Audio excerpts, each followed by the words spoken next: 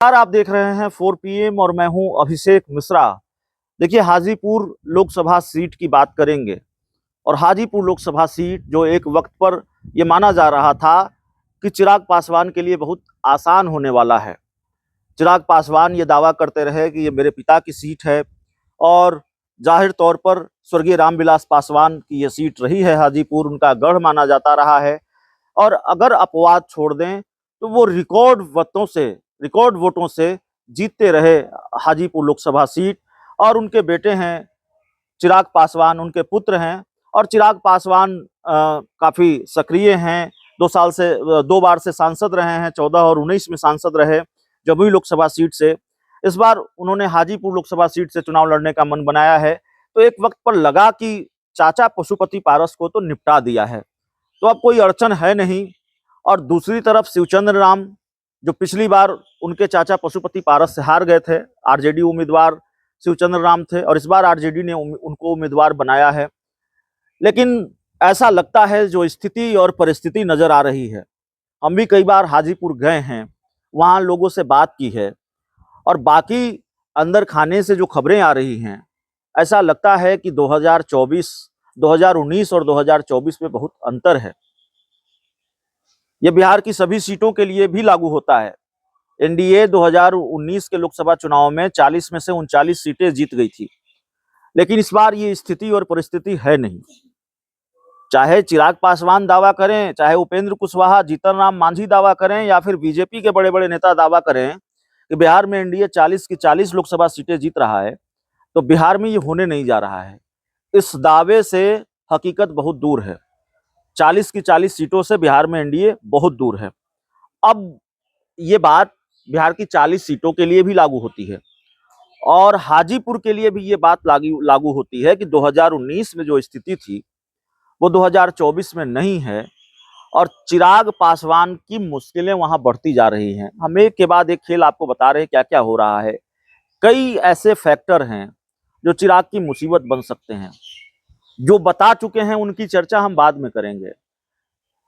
जो ताजा घटनाक्रम है, जो ताजी जानकारी है, वो हम आपको बता रहे हैं। एक तो तेजस्वी यादव आक्रामक तरीके से ये लड़ाई लड़ रहे हैं, बताने की जरूरत नहीं है। हाजीपुर में भी उन्होंने ये कहा कि यहाँ तेजस्वी यादव लड़ रहा है और एक बार हमारे पिता लालू यादव का सपना है कि हाजीपुर आरजेडी की झोली में आए। इस तरह का एक स्पीच उनका सुना था हमने, हाजीपुर में एक बयान उनका सुना था।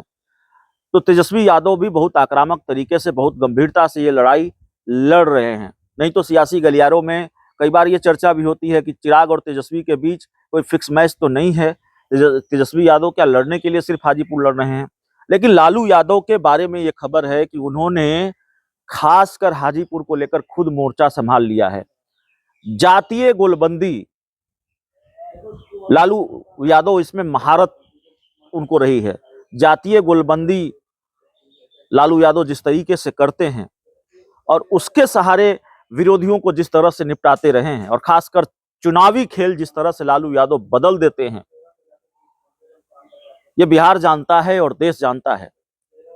लालू यादव फिजिकली पटना में मौजूद हैं, सूत्रधार की भूमिका में हैं। सारण और कुछ जगहों को छोड़ दें तो लालू यादव ने कोई दूसरी चुनावी सभा नहीं की है या कोई चुनावी कार्यक्रम में वो नहीं जा रहे हैं, लेकिन पर्दे के पीछे रहकर वो बहुत कुछ कर रहे हैं। लालू यादव की जो जातीय गोलबंदी है वो चिराग पासवान के लिए मुसीबत बन सकती है, क्योंकि लालू यादव बड़े पैमाने पर इसमें लगे हुए हैं। लालू के चक्रव्यूह से चिराग पासवान क्या निकल पाएंगे, उसको भेद पाएंगे, यह भी बड़ा सवाल है। और बाकी जो फैक्टर हैं हाजीपुर में वो आप जानते हैं। चिराग पासवान, जाहिर है उनके पिता हाजीपुर लोकसभा सीट से चुनाव लड़ते रहे, इसमें कहीं कोई दिक्कत वाली नहीं है। और जीतते भी रहे। चिराग पासवान उनके बेटे हैं, इस लिहाज से उनकी राह आसान भी मानी जा रही थी।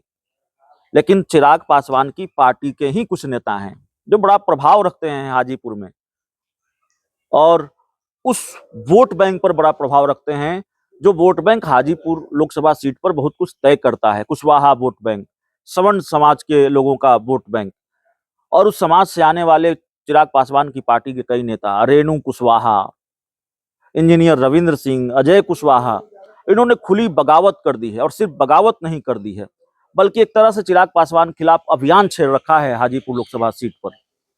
वो घरों में जा रहे हैं, घूम रहे हैं, लोगों को बता रहे हैं, और लगातार इस तरह का अभियान उनकी तरफ से चलाया जा रहा है।